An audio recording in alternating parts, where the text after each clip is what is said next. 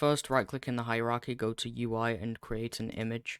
Then go to our canvas and set the UI scale mode to scale with screen size. And set the reference resolution to 1920 by 1080. And then set the match to 0.5. Next on our image, we want to set the source image to our UI element.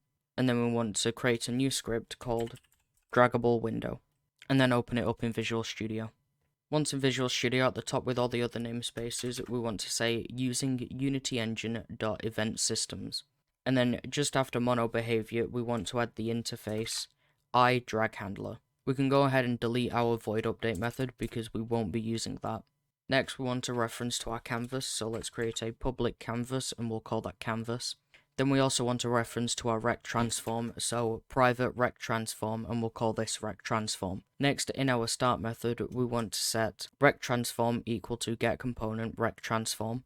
And then we want to create a new method that derives from the iDrag handler called onDrag with the parameter of pointEventData, and we'll call that eventData. In here, we want to say rect transform.anchored position plus equals eventData.delta divided by canvas scale factor. That's all for the script, so save it and head back into Unity. Once back in Unity, drag and drop the canvas into our canvas slot. Go ahead and hit play. And there we go, a moving UI element. If you found this video helpful, please leave a like and consider subscribing for more game dev content. And as always, I'll see y'all later.